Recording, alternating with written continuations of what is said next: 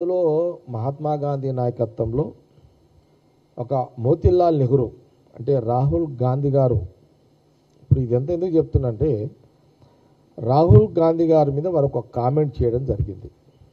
వారి కామెంట్ ఏంటంటే మీ ఇంట్లో 3 ఎంపీ పార్లమెంట్ మెంబర్లు మీకు అవసరమా? మీ ఇంట్లో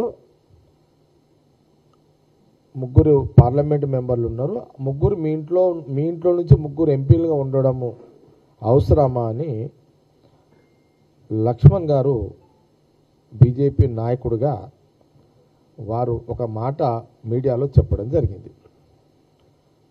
దాంట్లో భాగమే ఈ యొక్క కాంగ్రెస్ పార్టీ పక్షాన గాంధీ భవన్ ద్వారా కౌంటర్. అందుకే నేను లక్ష్మణ్ గారిని వయసు ఎందుకు చెప్పినంటే స్వాతంత్రం రాకముందు వారు పుట్టలే, స్వతంత్రం వచ్చిన 10 అటు ఇటు 9-10 సంవత్సరాలకు వారు పుట్టారు.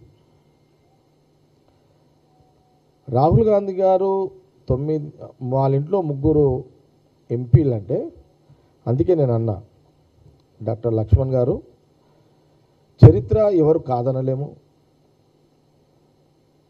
చరిత్రగానే ఉంటుంది, తరాలు గడిచిన చరిత్ర ఎప్పటికీ ఉంటుంది. ఇది చరిత్ర ఇది కాదు అని డాక్టర్ లక్ష్మణ్ గారన్నా బీజేపీ నాయకులన్నా అది దేశ ప్రజలు దాన్ని ఒప్పుకోరు. అధికారాలు ఉంటాయి, అధికారం రాదు, అదొక సపరేట్ పార్ట్ అది. అందుకే డాక్టర్ లక్ష్మణ్ గారికి ఈ మీడియా ద్వారా కాంగ్రెస్ పార్టీ స్పష్టత ఏమిస్తుందంటే మీరు పుట్టకముందు స్వాతంత్రం వచ్చింది, అప్పుడు మహాత్మా గాంధీ గారు వారి నాయకత్వంలో అనేక మంది స్వాతంత్ర సమరయోధుల పోరాటాలు దేశ ప్రజల కోసం పోరాటం చేస్తున్న సందర్భంలో రాహుల్ గాంధీ గారి యొక్క ముత్తాత మోతీలాల్ నెహ్రూ గారు దేశ ప్రజల స్వాతంత్ర ఉద్యమాన్ని బ్రిటిష్ పాలన తరిమి కొట్టాలని ఒక పిలుపు మహాత్మా గాంధీ గారు ఇచ్చినప్పుడు అప్పుడు మోతీలాల్ గారు యాజ్ ఏ అడ్వకేట్గా వారు తెలుగు కాశ్మీర్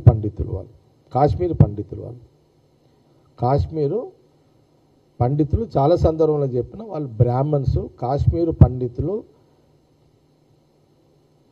రాహుల్ గాంధీ గారి యొక్క కుటుంబం అని పలుమార్లు కాంగ్రెస్ పార్టీ నేనే అనేక సందర్భాలు చెప్పడం జరిగింది. ఆ రోజు మహాత్మా గాంధీ యొక్క పోరాటము, దేశ ప్రజల పోరాటము దేశ స్వతంత్ర పోరాట భాగంలో ఆనాటి మోతీలాల్ నెహ్రూ గారు వేల కోట్ల రూపాయల ఆస్తులని వారు ఉన్న ఇల్లు నుంచి మొదలుకుంటే వారు నివసించే ఇల్లు కూడా వాళ్ళు మహాత్మా గాంధీ గారి నాయకత్వంలో దేశ ప్రజల స్వతంత్ర ఉద్యమ పోరాటానికి ఆస్తులు వాళ్ళు ఇచ్చేయడం జరిగింది. ఈ చరిత్రని డాక్టర్ లక్ష్మణ్ గారు ఛాలెంజ్ చేయగలుగుతారా? కాంగ్రెస్ పార్టీ ద్వారా చేయగలుగుతారా? నంబర్ 1 ఇది కాదు అని చెప్పే సాహసము, ధైర్యము డాక్టర్ లక్ష్మణ్ గారు ఏదన్నా చర్చకు దీనికి ముందుకు రాగలుగుతారా? Number 1 point. Number 2 point,